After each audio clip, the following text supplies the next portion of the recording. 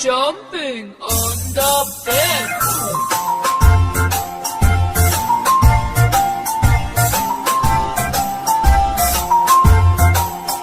Three little monkeys jumping on the bed.